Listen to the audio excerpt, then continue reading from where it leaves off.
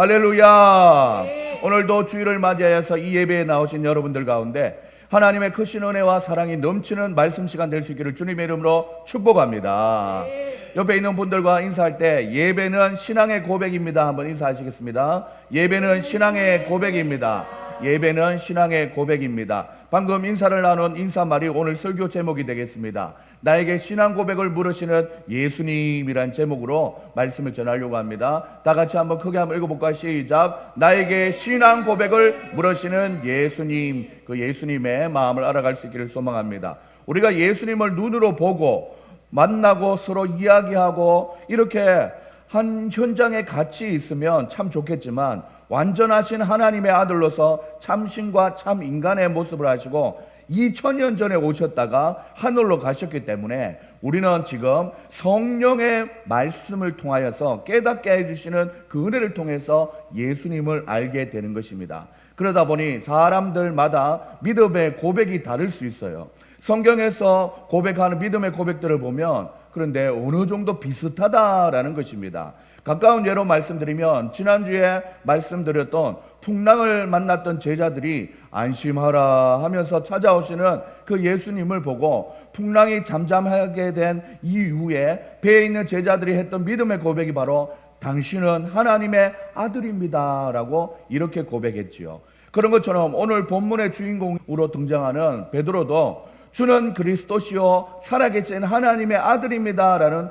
고백을 하게 됩니다. 우리가 이 아침에 이 예배하는 자리에 왔다면 우리의 예배를 받으시는 분이 어떤 분이시며 그리고 또한 우리가 그 하나님에 대하여 어떤 신앙의 고백을 드리기를 바라는지 오늘 본문에 해당되는 영상의 내용을 바라볼 수 있기를 바랍니다.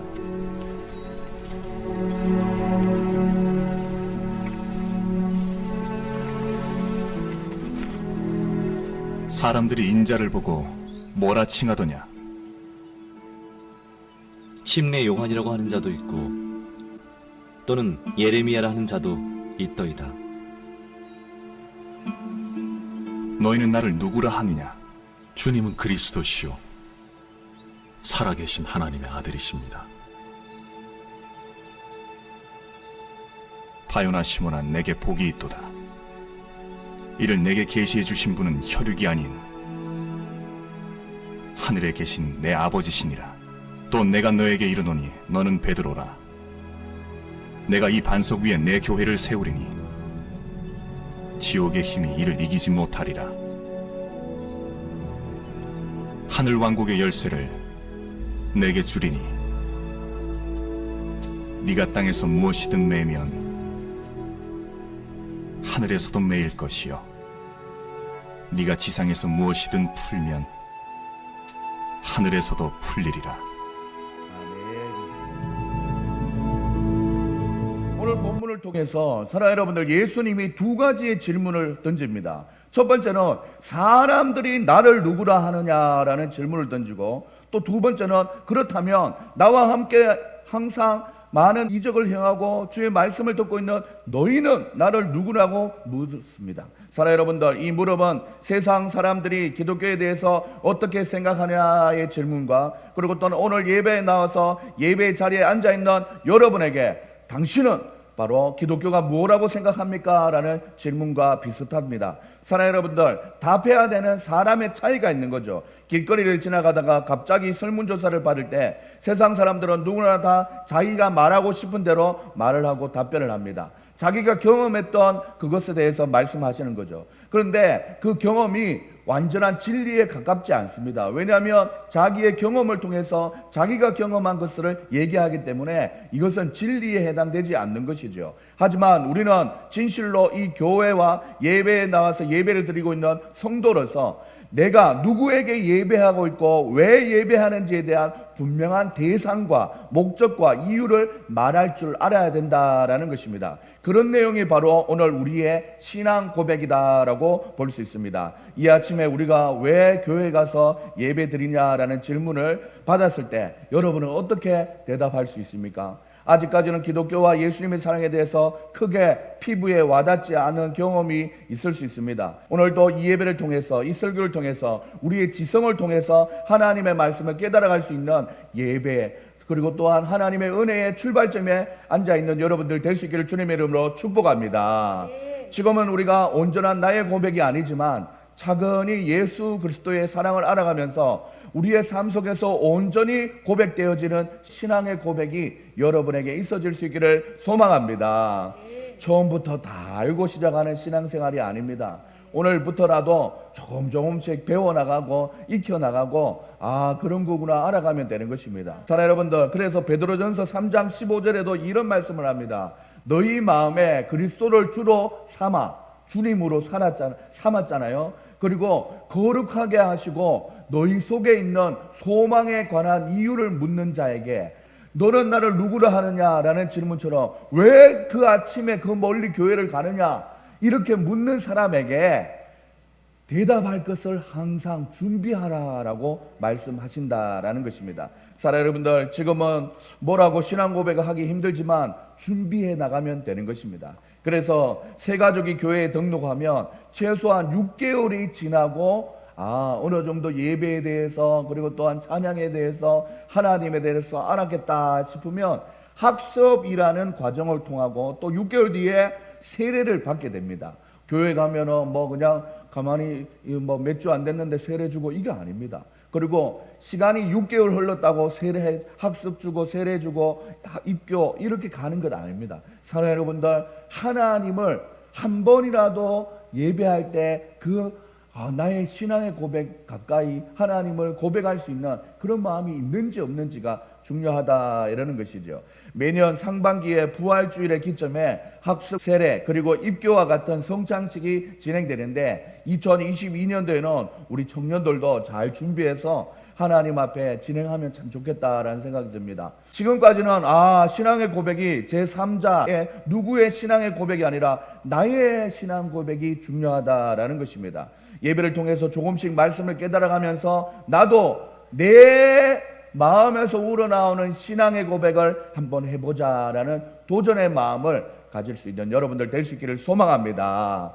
그렇다면 이제 믿음의 사람, 특히 베드로는 어떤 고백을 했는지 살펴볼 수 있기를 소망합니다. 16절 말씀에 보면 시몬 베드로가 대답하여 이르되 주는 그리스도시요 살아계신 하나님의 아들이다 라고 이렇게 고백을 했습니다. 사랑 여러분들, 이 베드로의 고백이 어쩌면 신약 시대를 살아가는 그리스도인들의 종합적인 기준이 되는 신앙 고백이었다라는 것입니다. 초신자에 해당되는 설명부터 조금씩 풀어 나가자면 기본적으로 예수님이라는 이름의 뜻이 있습니다. 믿음이 많이 크게 없었던 사람들은 랍비여라고 얘기도 했고 선생이여라고도 얘기했습니다.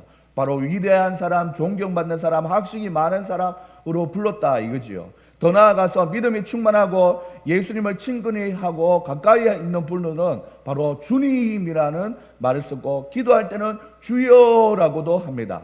우리의 인생에서 바로 주인 주자를 써서 내 가치관의 주인, 내 믿음의 주인이라는 의미로 주여, 주님이라는 말을 했다라는 것입니다.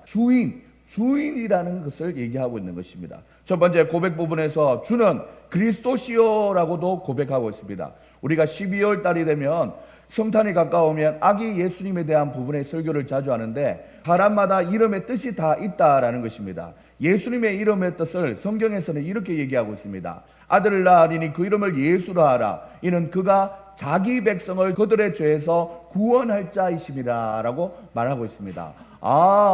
여기서 베드로가 지금 고백하고 있는 주여 주님이라고 할 때는 주는 바로 우리의 인생의 주인이 되시고 예수님의 이름의 뜻이 바로 그가 자기 백성을 저희 죄에서 구원할 자라는 이름을 가지고 있다라는 것입니다. 사람마다 이름의 뜻이 있듯이 예수님도 이름의 뜻이 있었다라는 것이죠. 한국 사람들은 한자를 많이 쓰는데 저도 이 동진으로 동력동자의 보배진입니다. 동쪽의 보배라는 것이죠.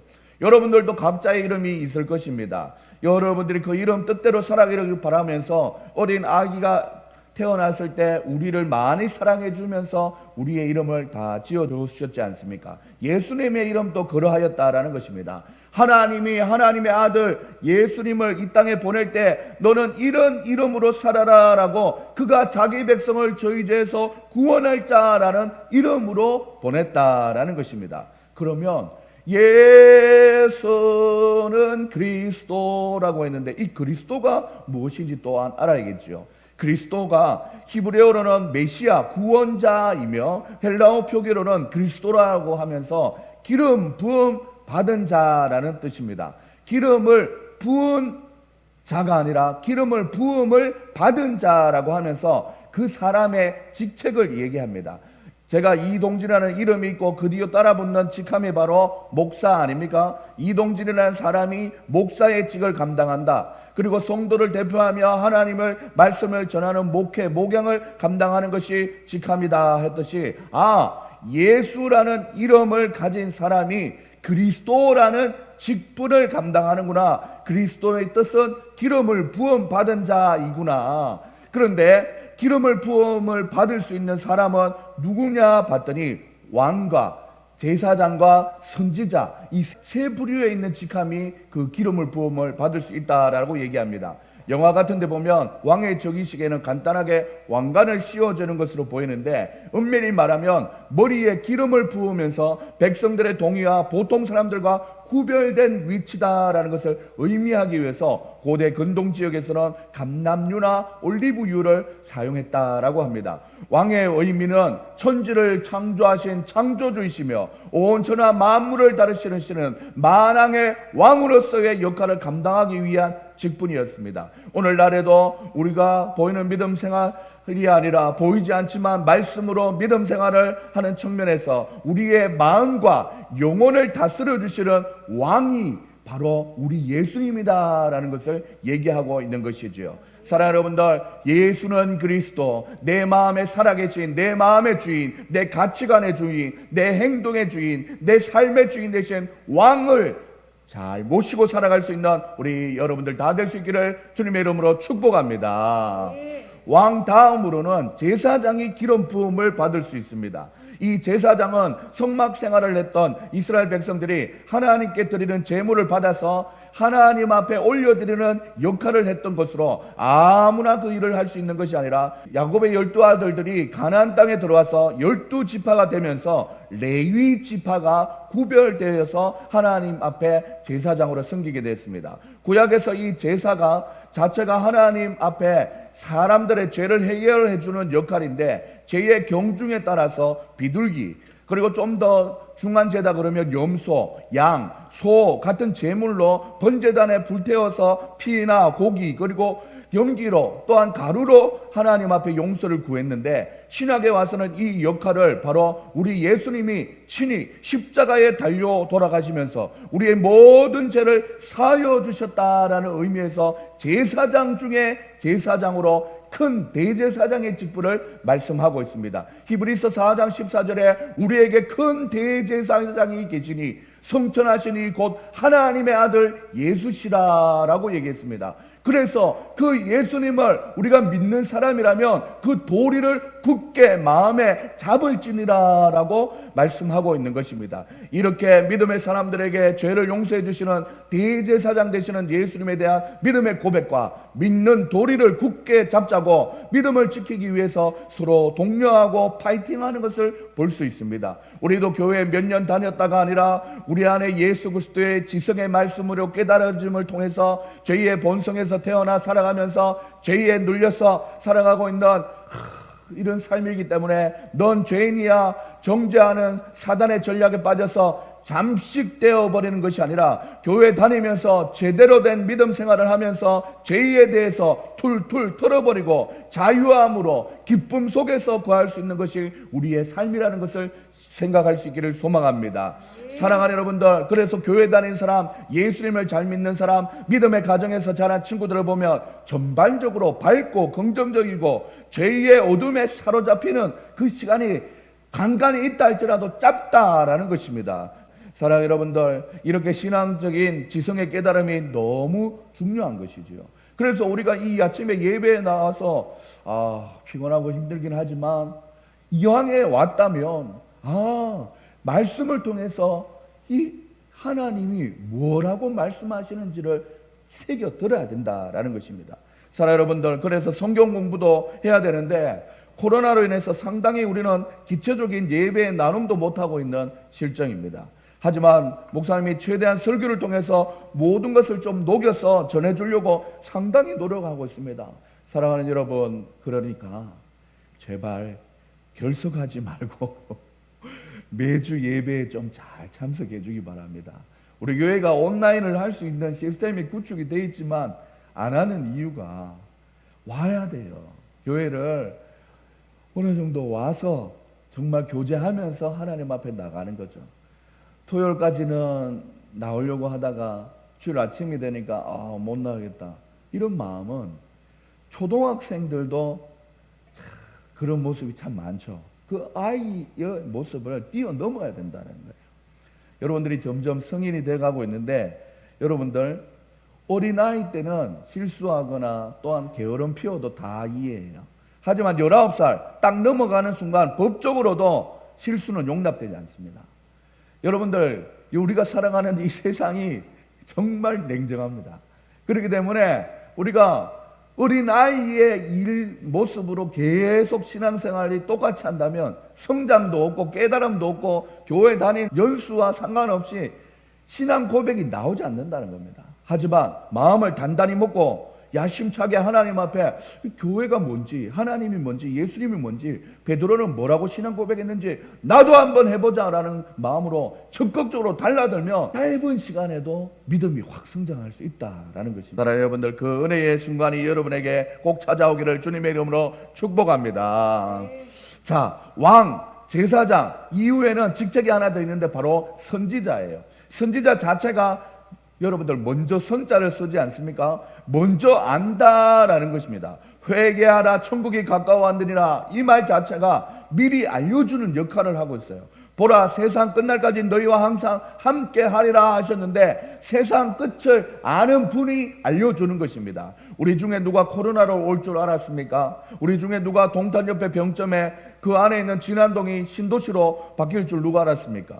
우리의 한 치 앞도 모르고 무엇보다 우리의 영혼이 어디에서 왔다가 어디로 가는지를 우리는 모르는 인생입니다. 이렇게 무지하고 어두운 영안을 가진 우리는 바로 예수님을 만날 때에 참 진리라는 것을 알게 된다라는 것입니다. 그래서 그 예수님이 우리의 길에 밝은 등이 되어주시고 우리의 인생의 나침반 같은 역할을 하고 계시는 거죠. 그래서 우리 개혁주의 신앙의 근간이 되는 웨스트민스터의 소요리 문답 24문에 보면 이런 질문이 나옵니다. 그리스도께서는 선지자의 직무를 어떻게 행하셨습니까? 라는 문제가 나와요. 그때 답이 이렇게 나옵니다. 그리스도께서는 우리를 구원하시려는 하나님의 뜻을 말씀과 성령으로 우리에게 나타내시어 선지자의 직무를 이행하십니다 라고 얘기합니다. 선지자가 미리 다 적어놨어요.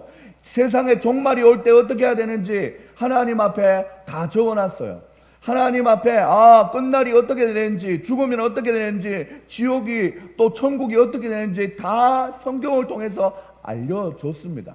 그것을 성령을 통해서 알게 하시는 선지자의 직분이 있다라고 말씀하고 있는 것이지요. 이렇게 조금씩 막연한 종교 생활에 점차 기독교인으로서 지성으로 깨달아가면서 진리로 무장하는 것이 너무 중요해 보이지 않습니까? 어제 설교를 준비하면서 웨스트민스터 소요리 문답의 책장에서 꺼냈는데 52주로 공부하는 성경 공부 책이 나왔습니다.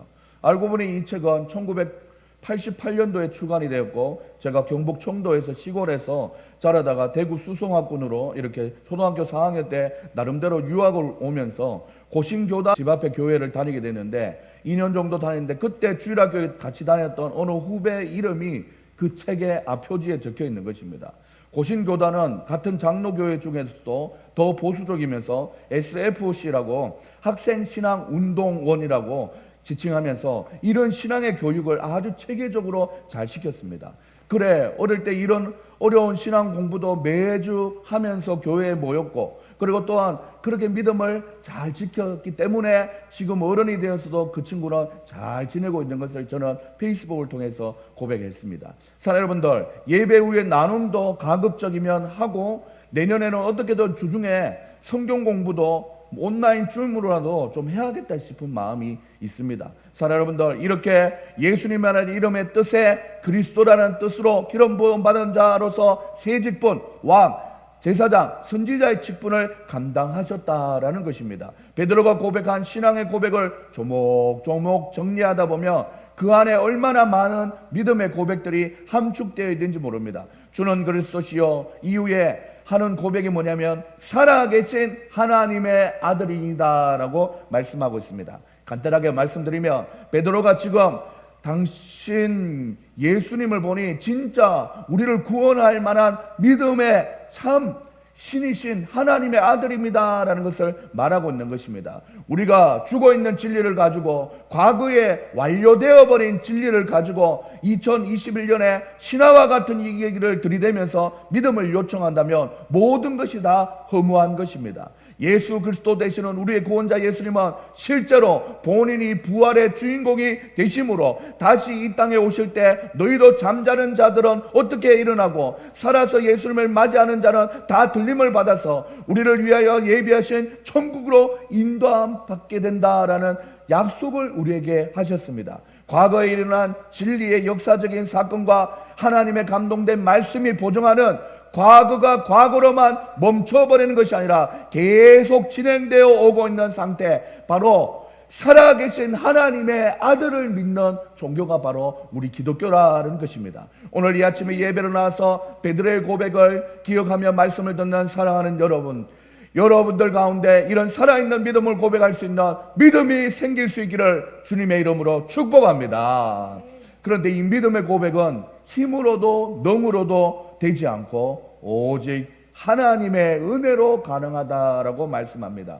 오늘 바요나 시모나 내가 복이 또다 이를 내게 알게 하니는 혈육이 아니요 하늘에 계신 내 아버지시니라 라고 말씀하고 있습니다. 하늘에 계신 우리 아버지는 억압과 강요가 아니라 자연스러운 것을 좋아하시는 하나님이십니다.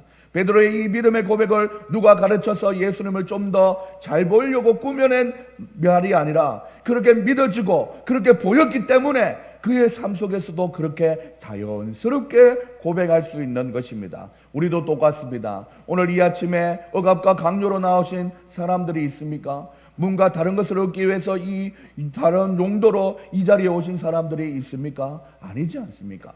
믿음을 보여주시는 하나님 아버지의 은혜가 있으니 형편을 따라서 최대한 하나님께 예배드리기 위해서 적절한 예배로 모이게 된 것입니다. 이 모든 발걸음도 하늘에 계신 우리 아버지가 이끌어 주셨기 때문에 가능했다라는 것입니다. 이와 같이 우리 청년들의 믿음도 점차 예수님이 나의 구주 나의 하나님으로 믿어지고 하면 시간과 공간의 초월은 아무것도 제약이 되지 않습니다.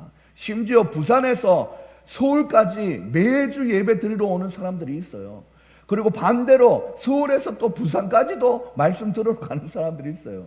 참 희한한 일이지 않습니까? 왕복 차로는 4시간, 기차 타고 하면 빠르면 2시간, 더 빠르면 1시간 반인데 그 시간을 가서 예배를 드리고 온다라는 것이죠. 무엇 때문에 그렇게 합니까? 바로 살아있는 하나님의 말씀이 내 귀에 내 마음에 새겨지기 때문에 가는 것입니다. 사랑 여러분들, 교회가 사교지 땀도 아니고 만남의 장도 아니라 살아계신 하나님의 말씀 아래서 하나님을 사랑하는 믿음의 공동체로 모이면 언제든지 하나님의 은혜 속에서 부흥하게 되어 있습니다. 저는 많은 사람들이 갑자기 와서 적응이 안 되는 이 개척교회가 아니라 매주 만나는 우리 성도님들이 조금씩 서로를 알아가고 서로의 속에 심겨놓은 하나님의 모습을 발견하면서 믿음이 건강하고 행복한 교회가 되기를 기도합니다.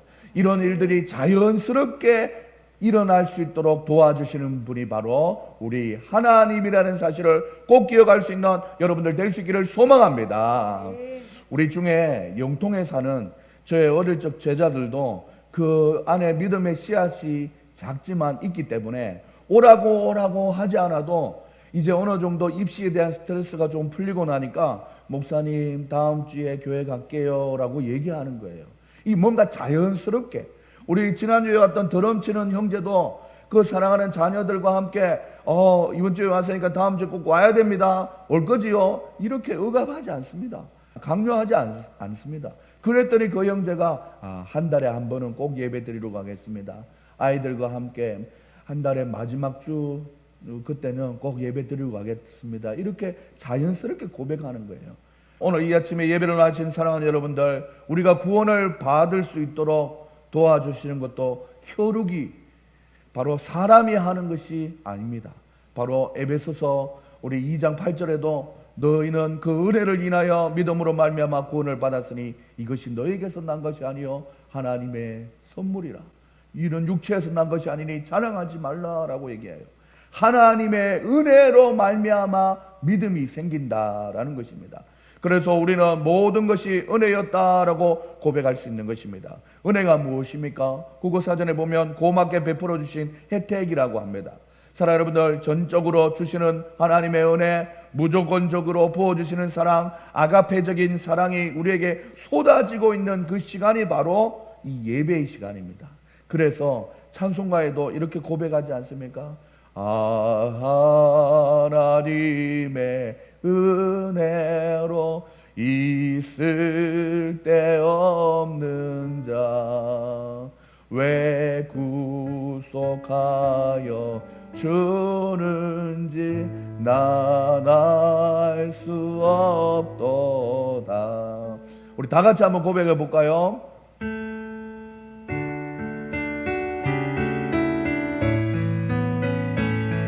하나님의 은혜로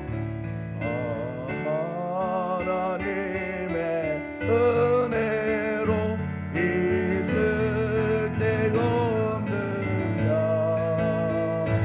왜 구속하여 주는지 난 알 수 없도다. 내가 믿고 의지함은 내 모든 형편 아시는 주님 늘 돌보주실 것을 나는 확실히 아네. 우리가 베드로의 신앙 고백을 따라서 주는 그리스도시요 살아계신 하나님의 아들입니다 라는 고백을 말씀을 통하여 배웠습니다. 우리가 삶 속에서 놀라운 하나님의 도우심이 경험되면 어메이징 막 놀라면서 하나님의 도우심이 우리에게 있었네, 하나님의 은혜였네 라고 얘기하는 것이 아니라 이제는 좀 구체적으로 우리의 신앙 고백을 해볼 필요가 있습니다. 나에게 놀라운 일이 일어났습니까? 여러분에게 하나님의 은혜가 임했습니까? 그때는 주는 그리스도시요 살아계신 하나님의 아들입니다를 고백해 보시길 바랍니다. 사랑하는 여러분들, The Lord is Jesus, the Son of the Living God이라고 하나님 앞에 주는 그리스도시요 살아계신 하나님의 아들입니다 라고 우리 믿음의 고백을 좀 더 업그레이드해서 고백해 볼 필요가 있다라는 것입니다. 이런 고백을 많이 하면 할수록 오늘 본문에서 바요나 시모나 네가 복이 있다라고 칭찬받은 것처럼 여러분의 삶도 하나님께서 칭찬을 아끼지 않는다라는 것입니다. 사랑하는 여러분들, 나이가 점점 들어가니 누구에게 칭찬받는 것이 참 어렵다는 것을 느낍니다. 어릴 때는 조금만 잘해도, 또 청년 때는 조금만 정신을 차려도 야, 그 집 누구 집 자식이고 하면서 칭찬 참 많이 받았는데, 이 자리에 우리 젊을 때 다 칭찬 많이 받았지 않습니까? 그런데 나이가 들어가 보니 야, 칭찬받기가 참 쉽지 않습니다. 조금만 잘못해도 손가락질 당하기 쉽고, 조금만 실수해도 용납을 하지 않는 시대를 살아가고 있습니다. 성인이 되는 순간 우리는 모든 것에 있어서 결과에 책임지고 버텨야 할 일들이 참 많습니다. 칭찬을 받기보다는 책망을 받기 쉬운 우리의 인생 속에서 어쩌면 칭찬에 고프고 점점 지쳐가는지 모릅니다. 사랑하는 여러분들, 이런 우리에게 주님께서는 말씀하십니다. 베드로처럼 주는 그리스도시요 살아계신 하나님의 아들이십니다 라고 신앙 고백만 잘해도 바요나 시모나 내가 복이 있도다 칭찬해 주시는 하나님이 우리 하나님이라는 것입니다.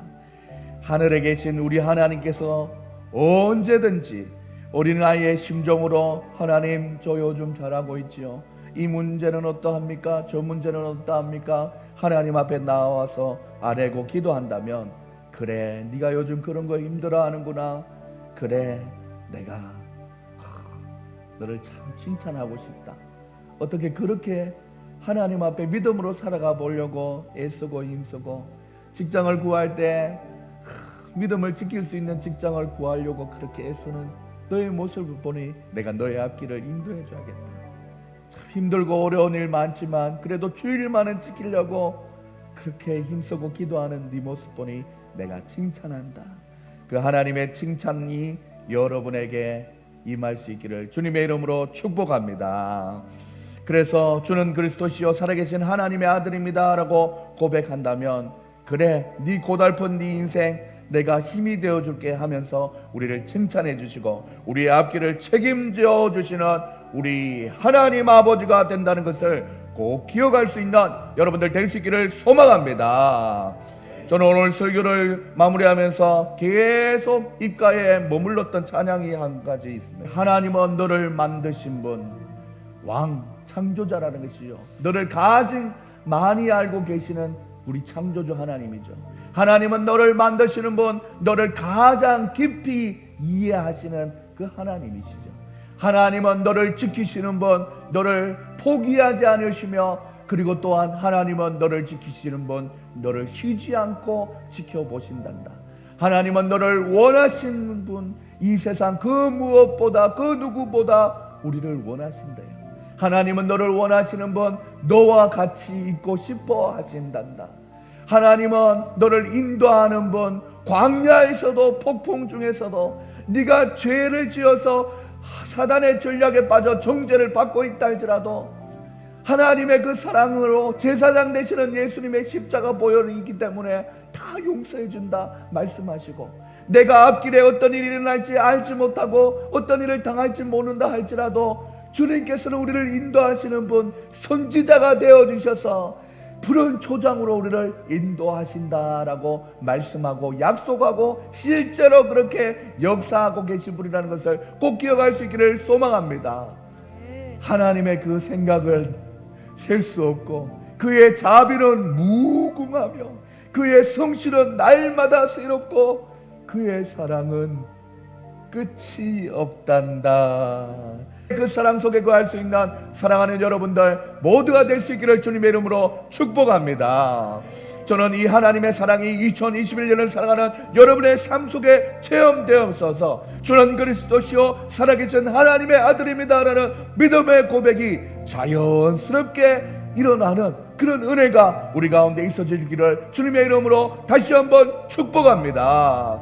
그래서 여러분들의 생각을 아시고 여러분의 계획을 다 아시고 또 여러분의 기도하는 제목들마다 다 알고 계시는 하나님이 하나님 앞에 기도했더니 그 기도 제목을 통해서 내가 너를 칭찬해 줘야겠다라는 하나님의 그 칭찬을 많이 받아 누리시는 여러분들 될 수 있기를 소망합니다.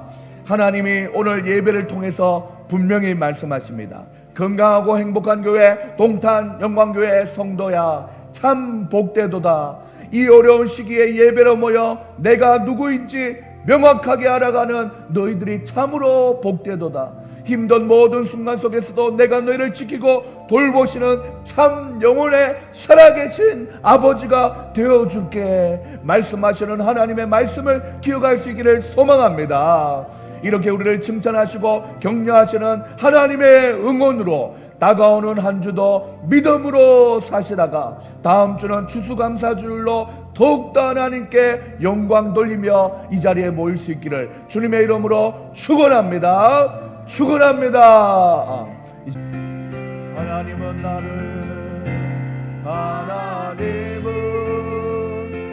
너를 만드시는 분, 너를 가장 많이 알고 계시며 하나님은 너를 만드시는 분, 너를 가장 깊이 이해하신단다.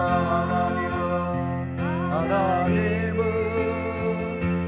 너를 지키시는 분, 너를 절대 포기하지 않으며 하나님은 너를 지키시는 분, 손을 쉬지 않고 지켜보신단다. 그의 생각 셀 수 없고 그의 자비 무궁하며 그의 성세 날마다 새롭고 그의 사랑 끝이 없단다. 하나님은 여러분을 원하십니다. 하나님은 너를 원하시는 이 세상 그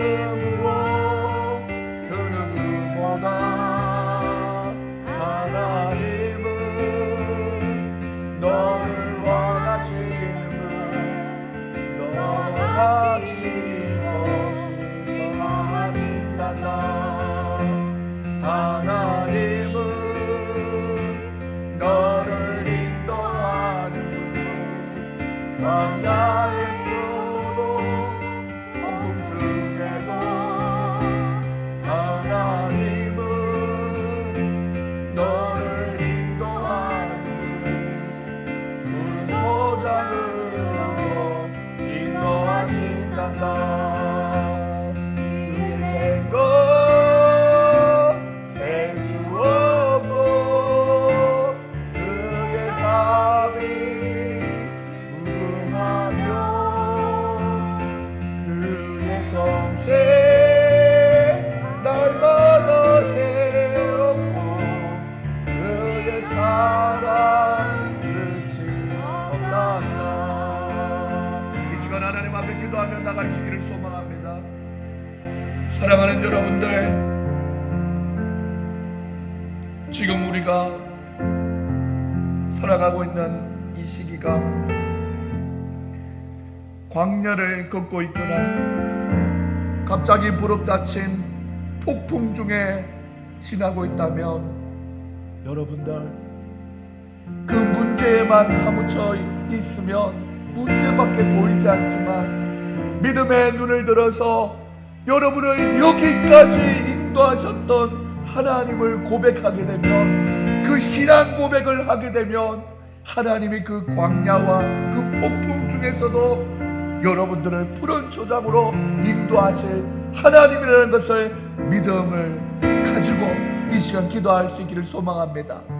하나님은 그의 아들 예수님의 이름을 지을 때 그가 자기 백성을 구원할 자 이름을 지어주셨고, 그의 직무로서 그리스도 기름 부음 받은 자, 왕, 제사장, 선지자의 역할을 하라고 이 땅에 보내주셨습니다.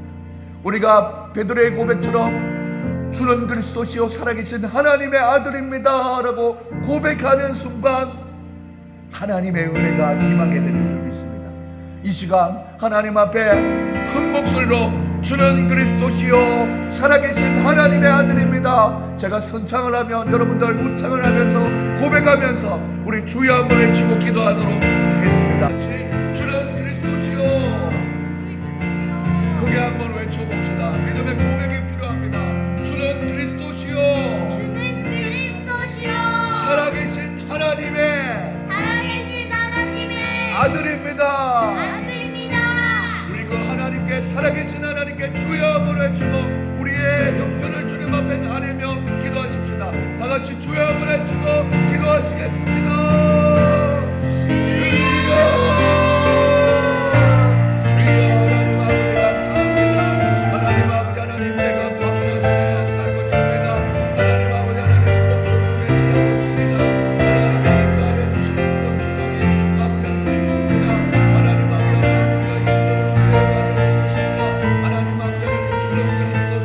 살아계신 하나님의 아들입니다.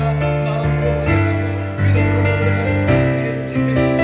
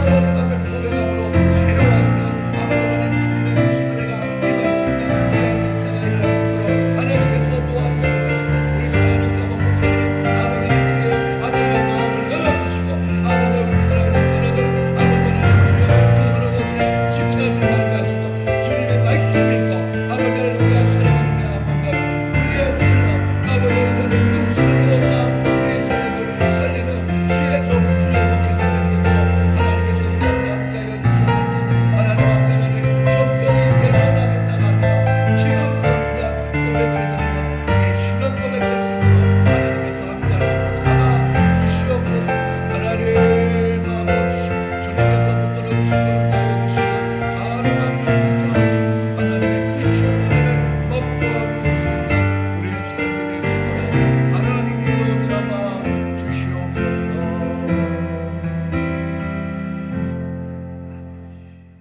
사랑의 하나님 아버지, 감사합니다. 우리의 인생 속에서 광야와 폭풍이 너무 심해서 힘들고 지쳐서 하나님을 찾을 수 없을 때, 그때 주님께서 우리에게 물으신다면 우리는 뭐라고 첫마디를 신앙 고백으로 드리겠습니까? 하나님, 나의 상황과 여건과 형편이 중요한 것이 아니라 여전히 한결같이 나를 사랑하여 주시는 하나님의 은혜가 있다라는 것을 기억하며 베드로와 같이 주는 그리스도시여 살아계신 하나님의 아들이라고 고백할 수 있는, 믿음의 고백을 할 수 있는 용기를 다하여 주시옵소서. 하나님, 그러할 때에 예수님의 이름에 떠 자기 백성을 저희 죄에서 구원할 자 되신 구원자 예수님이 우리 속에 살아 역사하시고, 또한 그리스도의 역할로 왕과 선지자와 제사장이 되어서 우리의 인생을 인도하여 주실 하나님의 은혜가 임한다는 것을 기억하며 하나님 앞에 올려드리는 신앙의 고백을 아끼는 자들이 아니라 마음껏 하나님 앞에 신앙 고백하는 우리의 인생 될 수 있도록 축복하여 주시옵소서. 오늘 이 아침에 멀리서 사랑하는 형제들이 왔습니다. 힘들게 와서 겨우겨우 버티는 예배 시간이 아니라 이 예배를 받으시는 분이 누구이며 그 하나님은 어떻게 역사하는지 내 삶 속에서도 한번 경험해보고 싶다라는 마음의 도전이 일어나서 적극적으로 하나님을 찾는 그 마음이 불타오를 수 있도록 우리 청년들의 가슴에 불을 내려 주시옵소서. 주님께서 함께하여 주시고 한 주간의 삶을 돌아볼 때에 참 많이 몸부림쳤습니다. 그랬더니 자연스럽게 인도하시는 하나님의 직장도 선물로 받았습니다. 하나님, 그 마음을 가지고 하나님 앞에 나아가오니 날마다 살아 역사하시는 하나님의 은혜가 우리 가운데 체험되어질 수 있도록 도와주시옵소서. 이 자리에 참석하지 못한 사랑하는 형제자매들 위에도 함께하사 아버지 하나님, 몸이 힘든 자매에게는 하나님 강건케 됨을 허락하여 주시고, 마음이 외로운 자에게는 주님의 사랑의 위로가 충만하게 하시고, 또한 다음 주에 오게 되는 발걸음을 사랑하는 예진이 아우리 입시 가운데 아버지 하나님 좋은 결과로 하나님께서 마무리하여 주시고, 우리 사랑하는 형아들 둘도 하나님 아버지 하나님 그의 앞길에 하나님께 인도함 받는 귀한 믿음의 한 주가 될 수 있도록 함께하여 주시옵소서. 주님께서 한 주간도 우리의 삶을 지켜보호하여 주실 줄 믿고 살아계신 예수님의 이름으로 기도합니다. 아멘.